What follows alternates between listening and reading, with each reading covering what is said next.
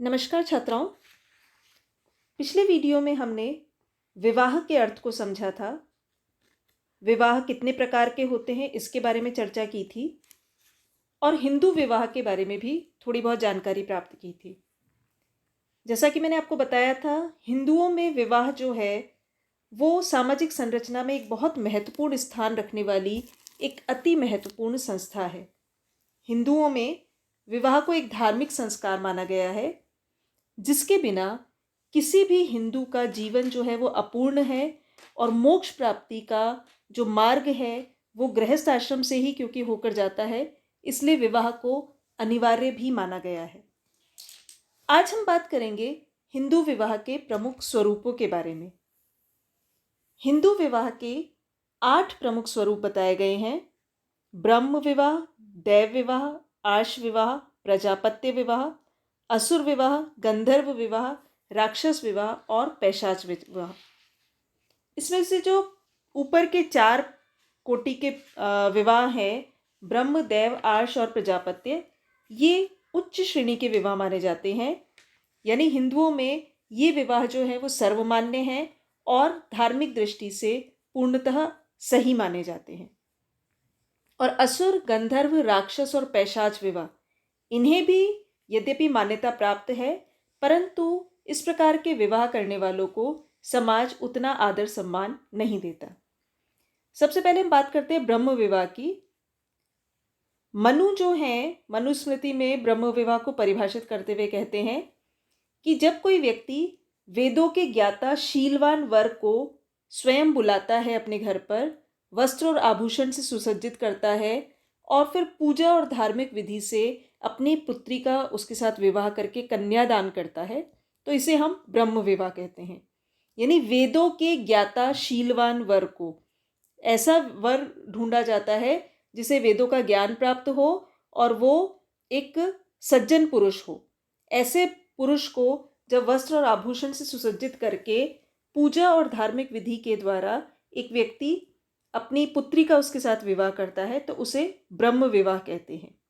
याज्ञवल्क्य ने कहा है कि इस प्रकार के विवाह में जो लड़की का पिता है वो अपनी शक्ति के अनुसार अलंकारों से अलंकृत करके कन्यादान करता है और ये माना गया है कि ऐसे विवाह से उत्पन्न पुत्र 21 पीढ़ियों को पवित्र कर देता है। देव विवाह जो है उसमें वेदों में क्योंकि दक्षिणा देने के समय यज्ञ करने वाले पुरोहित वगैरह बहुत आते थे, वेदों का उच्चारण करके जो यज्ञ हवन वगैरह करते थे, इस प्रकार के पुरोहित को अलंकारों से सुसज्जित करके कन्यादान जब किया जाता है तो उसे देव विवाह कहा जाता है। यानी सत्कर्म में लगे पुरोहित को जब वस्त्र और आभूषणों से सुसज्जित कन्या दी जाती है तो उसे देव विवाह कहा जाता है। क्योंकि प्राचीन समय में यज्ञ और धार्मिक अनुष्ठानों का बहुत अधिक महत्व था, तो ऋषि और पुरोहित जो हुआ करते थे उनको यजमान अपनी कन्या का विवाह उनके साथ कर दिया करते थे। परंतु जैसे जैसे वैदिक यज्ञ और उस प्रकार के कल्चर का धीरे धीरे कम होना शुरू हुआ तो देव विवाह जो है वो भी कम होने लगे। आर्ष विवाह जो है, इस प्रकार के विवाह में विवाह का इच्छुक वर, जो लड़का है जिसे विवाह करने की इच्छा है, वो कन्या के पिता को एक गाय और एक बैल अथवा इनके 2 जोड़े प्रदान करके उस कन्या से विवाह करता है। इस प्रकार के विवाह में 2 गाय लेकर जब कन्यादान किया जाए या एक गाय और एक बैल लेकर जब कन्यादान किया जाए तो इसे आर्ष विवाह कहते हैं। आर्ष का जो संबंध है वो ऋषि शब्द से है। तो जब कोई ऋषि किसी कन्या के पिता को गाय और बैल के भेंट के रूप में देता था तो ये मान लिया जाता था कि अब वह उस व्यक्ति की पुत्री से विवाह करने का निश्चय कर चुका है। तो इस प्रकार इसे आर्ष विवाह कहा जाता था। प्रजापत्य विवाह ये ब्रह्म विवाह के समान ही होता है, परंतु इसमें ये आवश्यक नहीं है कि जिस पुरुष को वस्त्र और आभूषण से अलंकृत किया जा रहा है वो वेदों का ज्ञाता हो। प्रजापत्य विवाह वर्तमान समय में सर्वाधिक जो हिंदू धर्म में प्रचलित विवाह है, जिसमें लड़की का पिता लड़की के लिए एक वर का चयन करता है और फिर उनको आशीर्वाद देता है कि तुम दोनों एक साथ रहकर आजीवन धर्म का आचरण करो। याज्ञवल्क्य ने कहा है कि इस प्रकार के विवाह से उत्पन्न संतान अपने वंश की 12 पीढ़ियों को पवित्र करने वाली होती है। इसे प्रजापत्य विवाह कहा जाता है। तो ब्रह्म, देव, आर्ष और प्रजापत्य, ये 4 उच्च कोटि के विवाह माने जाते थे। असुर विवाह जो है उसमें कन्या के परिवार वालों और एवं कन्या को अपनी शक्ति के अनुसार धन देकर जब कोई लड़का उस कन्या को ग्रहण करना चाहता है तो उसे असुर विवाह कहा जाता है। इसे दूसरे शब्दों में हम कन्या मूल्य भी कह सकते हैं। यद्यपि गाय और बैल भी जो इच्छुक वर है वो लड़की के पिता को दिया करता था, परंतु यहाँ पर एक मूल्य उसका निर्धारित करके कन्या मूल्य दिया जाता है और उसके बाद विवाह संपन्न किया जाता है।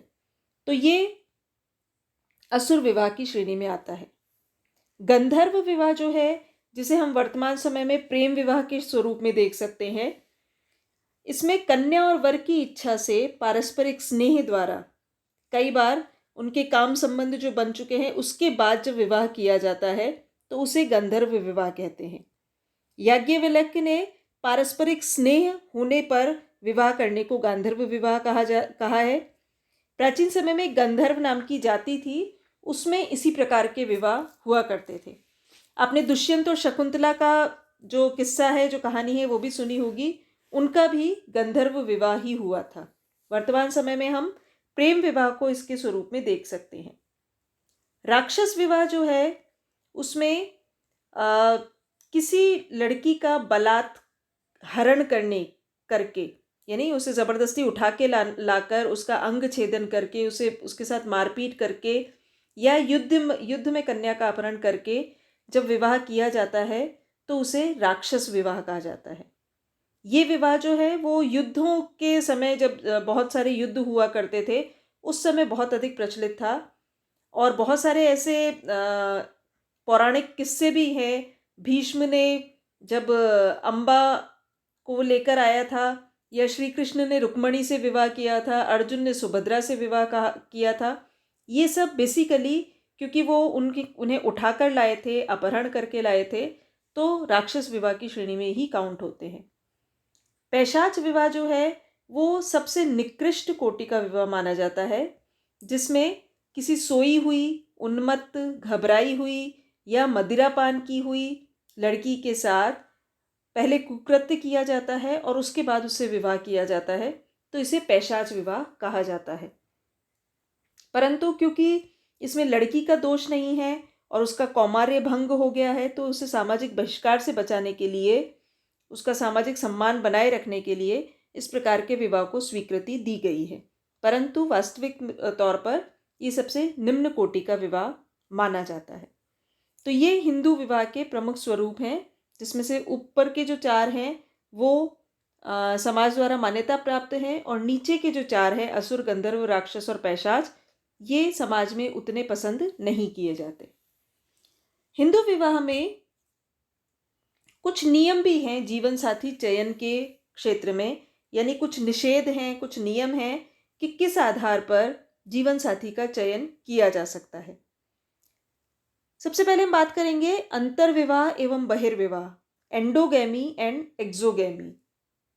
अंतर्विवाह का अर्थ है कोई ऐसा समूह जिसके अंदर ही विवाह करना है, यानी जीवन साथी का जब चयन करना है तो वो चयन एक पर्टिकुलर समूह के अंदर ही किया जाए, उसे हम कहते हैं अंतर्विवाह।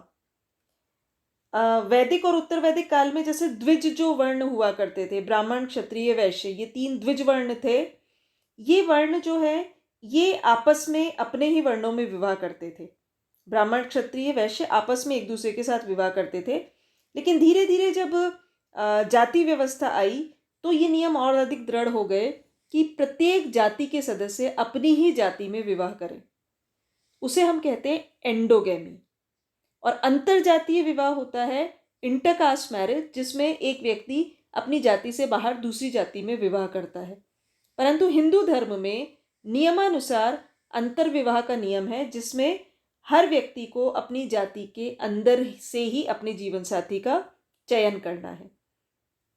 इसके पीछे बहुत सारे कारण थे। कई बार प्रजाति मिश्रण को रोकने के लिए, सांस्कृतिक भिन्नताओं को कम करने के लिए, और एक बहुत महत्वपूर्ण कारण था। जो परंपरात्मक व्यवसाय होता है हर जाति का, उसके ज्ञान की सुरक्षा को बनाए रखने के लिए, ताकि कोई दूसरे व्यक्ति जो है, सपोज एक लड़का दूसरे जाति की लड़की से विवाह करता है, तो उसका जो परंपरात्मक ज्ञान है वो दूसरी जगहों पर भी जा सकता है। उसका जो व्यावसायिक समझ है, व्यावसायिक ज्ञान है, उसको गुप्त रखने के लिए अंतर्विवाह किए जाते थे। बहिर्विवाह का मतलब है अपने समूह से बाहर विवाह करना। यानी कुछ समूह हमारे ऐसे भी होते हैं जिस समूह के अंदर हमें विवाह नहीं करना है, अगर जीवन साथी का चयन करना है तो उस समूह से बाहर किया जाता है। गोत्र बहिर्विवाह, सप्रवर बहिर्विवाह, सपिंड बहिर्विवाह, ये इसी श्रेणी में आते हैं। अपनी जाति के अंदर विवाह करना अंतर्विवाह है, लेकिन अपनी जाति में जो अपनी गोत्र है उसमें विवाह नहीं किया जाता। गोत्र से बाहर दूसरी गोत्र में, परंतु अपनी ही जाति के अंतर्गत। ये हिंदू विवाह में जीवन साथी चयन का नियम है। गोत्र का सामान्य अर्थ उन व्यक्तियों से है जिनकी उत्पत्ति एक ही ऋषि या पूर्वज से हुई है। इसी प्रकार सप्रवर बहिर्विवाह भी किए जाते हैं। प्रवर का मतलब होता है जो सामान्य ऋषि पूर्वजों से संस्कारात्मक या आध्यात्मिक रूप से जुड़े हुए लोग होते हैं। यानी कोई यज्ञ में हवन के समय जब वो ऋषियों के नामों का उच्चारण करते हैं, पूर्वजों के नामों का उच्चारण करते हैं, तो एक ही पूर्वज या ऋषि के नाम का उच्चारण करने वाले लोग एक प्रवर के सदस्य कहलाते हैं। अर्थात वो अपनी उत्पत्ति एक ही व्यक्ति से मानते हैं। इसका मतलब वो आपस में भाई बहन हैं, इसलिए वो अपने प्रवर में भी विवाह नहीं करते। प्रवर जो है वो बहिर्विवाही समूह है। इसी प्रकार सपिंड बहिर्विवाह भी होता है। सपिंड का अर्थ दो तरीके से माना जाता है।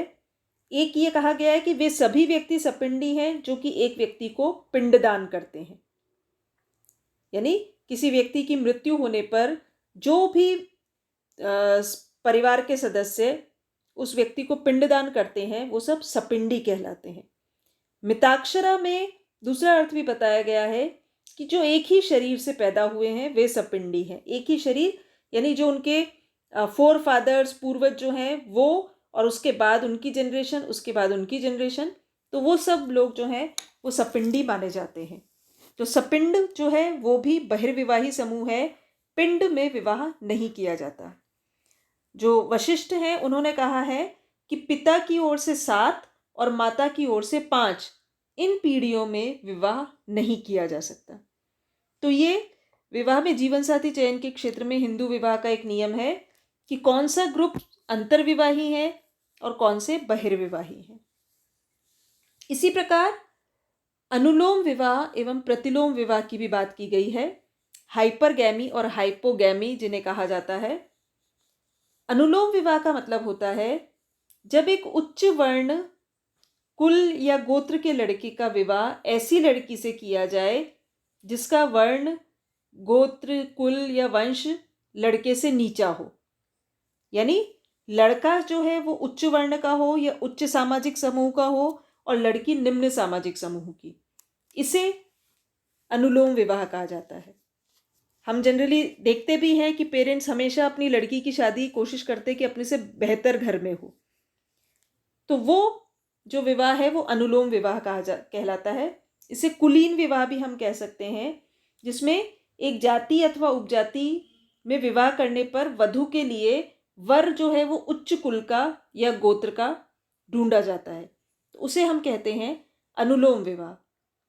प्रतिलोम विवाह का अर्थ होता है इसका उल्टा, यानी लड़की उच्च वर्ण की हो, उच्च कुल की हो और लड़का निम्न कुल का हो। यदि एक निम्न वर्ण के व्यक्ति का उच्च वर्ण की स्त्री के साथ विवाह होता है तो उसे प्रतिलोम विवाह कहा जाता है। इसे समाज जो है या हिंदू धर्म जो है वो मान्यता नहीं देता था, इसे स्वीकार नहीं किया जाता या सामाजिक दृष्टि से इसे उचित नहीं माना जाता था। तो ये हिंदू विवाह के प्रमुख नियम है। किस समूह में शादी होगी उस आधार पर अंतर्विवाह एवं बहिर्विवाह, किस कुल में शादी होगी, किस वंश में शादी होगी, लड़का उच्च वर्ण का होना चाहिए, लड़की निम्न वर्ण की, ये अनुलोम विवाह। और अगर इसका उल्टा होता है कि लड़की उच्च वर्ण की है और लड़का उससे निम्न वर्ण का है तो इसे प्रतिलोम विवाह कहा जाता था। तो ये हिंदू धर्म में जीवन साथी चयन के प्रमुख नियम थे। ये सारी जानकारी सुनकर आप लोगों को ऐसा लग रहा होगा कि वर्तमान समय में तो ऐसा नहीं होता। जनरली समय के साथ साथ हिंदू धर्म में भी बहुत सारी नई प्रवृत्तियां आई है और हिंदू विवाह में भी बहुत सारी आधुनिक प्रवृत्तियां आई है। यानी बहुत सारी चेंजेस हम देख सकते हैं। आधुनिकता का प्रभाव है, सामाजिक कानूनों का प्रभाव है, शिक्षा का, औद्योगिकरण का, नगरीकरण का, भूमंडलीकरण का। इन सारी चीज़ों से जो विवाह के संबंध में लोगों के विचार थे, मान्यताएं थी, विचारधारा थी, वो भी परिवर्तित हुई है और सामाजिक कायदों का, सामाजिक नियमों का भी उस पर गहरा असर पड़ा है। पहली बात तो ये कि जो सामाजिक कानून बने हैं, सामाजिक अधिनियम बने हैं, जैसे मैंने आपको पहले भी बताया था, हिंदू विवाह विधवा पुनर्विवाह अधिनियम लागू हुआ था 1856 में। उससे पहले 1829 में राजा राममोहन रॉय ने सती प्रथा उन्मूलन अधिनियम लागू करवाया था। बाल विवाह निरोधक अधिनियम लागू हुआ 1929 में। आज़ादी के बाद हिंदू मैरिज एक्ट, हिंदू विवाह अधिनियम बना 1955 में और दहेज निरोधक अधिनियम बना 1961 में। ये सारे कानून जो थे, इनका कहीं ना कहीं विवाह संबंधी मान्यताओं पर बहुत गहरा असर पड़ा। विधवाओं को पुनर्विवाह का अधिकार मिल गया, बाल विवाह को रोका जाए इसके प्रयास शुरू हुए। इसके अलावा 1955 का जो हिंदू विवाह अधिनियम था, वो एक प्रकार से हिंदू विवाह के क्षेत्र में एक माइलस्टोन या मील का पत्थर माना जाता है। इस अधिनियम से पहली बात तो ये कि एक विवाह को मान्यता दी गई, यानी कोई भी हिंदू एक समय में एक ही विवाह कर सकता है। हिंदू स्त्री या हिंदू पुरुष एक समय में एक ही व्यक्ति से विवाह कर सकते हैं। अगर उसकी मृत्यु होती है या तलाक होता है, उसी कंडीशन में दूसरा विवाह होता है। तो पहली बात तो ये कि एक विवाह को मान्यता दी गई 1955 में। और दूसरी चीज़ ये कि विवाह विच्छेद, इससे पहली बार सामाजिक रूप से स्वीकृति दी गई।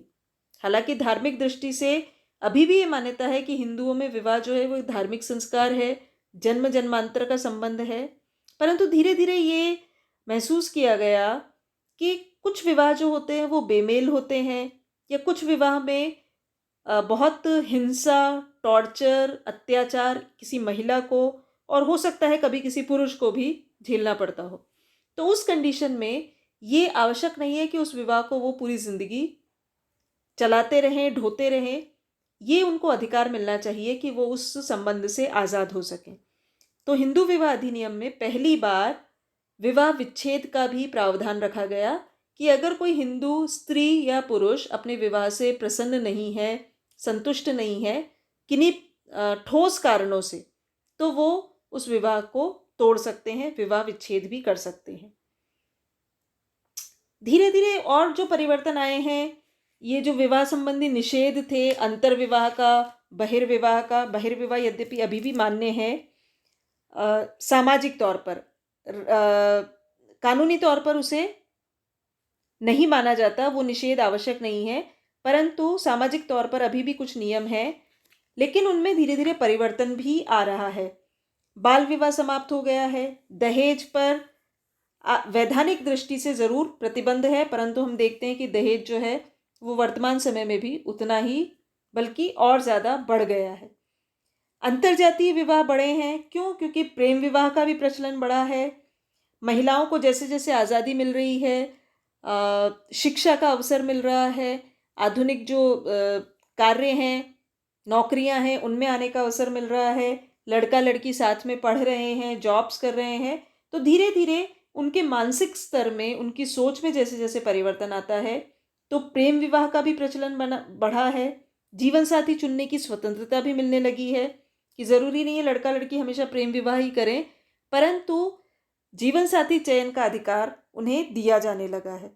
तो धीरे धीरे बहुत सारे ऐसे परिवर्तन हिंदू विवाह में हम देखते हैं, जिनके कारण जो एक धार्मिक संस्कार का जो विचार था वो थोड़ा परिवर्तित हुआ है, और विवाह जो है वो एक धार्मिक कार्य के बजाय एक आवश्यकता, सामाजिक आवश्यकता, एक व्यक्ति के व्यक्तित्व के विकास की आवश्यकता के रूप में देखा जाने लगा है।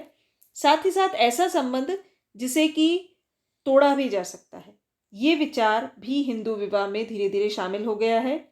तो कुल मिलाकर हिंदू विवाह में धीरे धीरे हम बहुत सारे परिवर्तन देखते हैं जो कि प्राचीन काल में जो विवाह से संबंधित मान्यताएं थी उनसे थोड़ा अलग हैं और आधुनिकता का उनके ऊपर प्रभाव साफ देखा जा सकता है।